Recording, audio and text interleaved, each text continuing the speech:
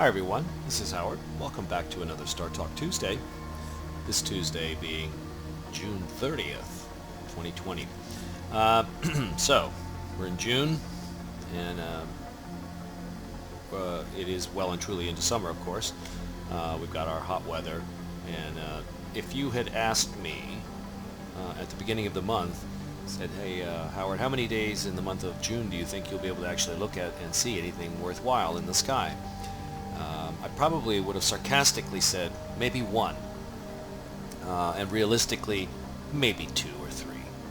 But what I've actually seen is just over the last 2 weeks, about 4 or 5 nights that we've had absolutely spectacular observing conditions. So moving forward, I don't want to simply, tar June or the July months with to say that they're unobservable. You never know when you get some pretty good weather. And so with that being said, what we've done is I've set the clock forward to a special day during this following week is July 4th. On July 4th, I'm sure that we'll all be making some sort of observation of the day, and one of the traditional ones, of course, is fireworks. Now, I love to go somewhere out, perhaps in a populated city, urban area, to go see fireworks. And of course, when you live out in the country, your neighbors out here will definitely have some fireworks as well. But the real fireworks that are going on, of course, are the objects way out in the sky, out in space. And tonight, on the evening of the 4th of July, beginning at 11 o'clock, we've got we've got an invisible treat called the penumbral lunar eclipse. So essentially what's happening is the Earth is going to be, or rather what I should say is the Moon is going to be moving into a position in its orbit where the Earth, its shadow, kind of skirts along the edge of the path of the Moon, and the Moon passes into a weak part of the shadow called the penumbra, and you get a penumbral lunar eclipse. Now, visually speaking, what this leads to is something almost imperceptible to the eye. If you look up there, the full moon is going to look just as bright, and if you didn't know it was a penumbral lunar eclipse, you probably wouldn't have said anything. You wouldn't have known. But let me show you what we're talking about here. So let's go ahead and accelerate our clock. So this is the 4th of July. We're going to get out of this evening, or this afternoon here. Let's adjust our clock. And let's get a little faster than that. There we go. Okay. Early evening, of course, never skip this part. This is one of the most fun parts to look. Go a little bit faster. There we go. Alright, we already see the moon is coming up over the southeastern part of the sky. So we look to the west. We've got a nice little sunset here, at least digitally. But we've got no planets visible in our sky right now. We'll put up our labels. Oh, I got our labels already up.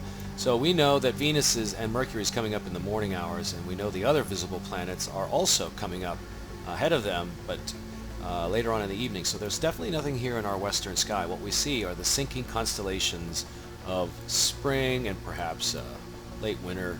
We can see there's Leo right there, getting ready to sink into the horizon. Now, looking over into the southern sky, what we see are what I would arguably call the boardwalk and park place of the Monopoly sky, and that is Scorpius and Sagittarius over here just getting ready to come up. In fact, we'll put their artwork up so you can see them. There's Scorpius and Sagittarius. These parts they dominate the view in the southerly skies because of their relationship to the southern or the central bulge of our galaxy. Now, the moon, of course, is coming up in Sagittarius, so let's go ahead and get that up higher. The penumbral eclipse, when the Earth actually starts to move into the shadow of the Earth, will begin around 11 o'clock, and it'll pretty much be out of the penumbral shadow at around 2 o'clock. So the whole process is just a few hours long, and like I said, it's almost imperceptible. I find if anybody actually can visually notice a difference and can quantify that difference, I'd be curious to see. But I have a feeling that it's just going to look like instead of a 10,000 watt bulb, it's going to be a 9,990 watt bulb. It's going to be bright, and so let's go ahead and accelerate. And we're at 10 o'clock, and right around here. Oh, just buy a lottery ticket. Stopped it right at 11. Okay, so what we see rising up out of the southeastern sky, of course, we've got the moon, Following behind, of course, Jupiter and Saturn. Now, if you're a telescopic observer, you'll know that Jupiter and Saturn are relatively bright. But I would say that you'll probably lose a little contrast just because of the overflow of light with the moon nearby. But Jupiter and Saturn would probably still yield some fairly pleasing results depending where you're observing from if you want to check out the planets. Full moons are not necessarily something you want to observe, but as the phenomenon goes, what you're seeing here is a full moon. A full moon is a representation of if you've come to my planetarium shows, you know that I love to tout this as my favorite word, and that is syzygy. A syzygy is a three-way alignment of three celestial bodies. In particular, what we're talking about is the Earth, or the Sun, the Earth, and the Moon. In this particular case, the way they're lined up in that order, the Sun, the Earth, and the Moon, what you get is a full moon. 2 weeks later, you get another syzygy, it being the Sun, the Moon, and the Earth, and then you get a new moon. Well, in this particular case, when the moon is full, occasionally it happens to line up with the Earth's shadow, and as it moves into it, we call that a lunar eclipse. If it moves through the umbra, and I'll show you what I mean by this, let's get the appropriate imagery up here. There we go. This central part right here, what you're seeing is the positions of the moon. And the moon, while you see the moon rise out of the east and set in the west through the course of an evening, essentially going from left to right, if you will, as you face south, the moon is actually moving in its orbit in the other direction. So in the course of an evening, while the Earth rotates on its axis and makes it look like the moon goes from left to right, the moon is actually moving right to left, meaning west to east. So as it shifts through the sky, it'll be somewhere right around here at 11 o'clock, and then somewhere right around here at 2 o'clock. And in between, it passes through and skirts. That position right there shows the greatest depth that the moon will dip into the penumbral shadow of the Earth. So right there, this is the shadow of the Earth. That dark gray area represents the umbra, where it gets the darkest. If you were actually visibly in that umbra and you looked at the sun, you wouldn't be able to see it because the Earth would be blocking the view. Excuse me, if you were on the moon and looking at the sun, the Earth would be blocking your view. You'd be in that darkest part of the shadow. But over here, you're still having much of the sun's light blocked, but much of the light the sun is also landing on you from different positions. So you're not really dark. In fact, that's why we say it's almost imperceptible. This will be barely noticeable, but what happens is occasionally the moon happens to shift right through and pass through that umbra, and that's when you get a total lunar eclipse. Now, this is another diagram kind of showing you the illustration and how the shadow and the orientation works. Again, another representation of the syzygy. We get the sun, the Earth, and the moon. And as the moon moves in its orbit around the Earth, it occasionally passes into that shadow. So the thing to remember is that the moon doesn't orbit the Earth on a sort of flat, constant plane. If you think of it like this, imagine a quarter kind of spinning on a flat table. And imagine this moon is tracing out the orbit of the edge of the quarter.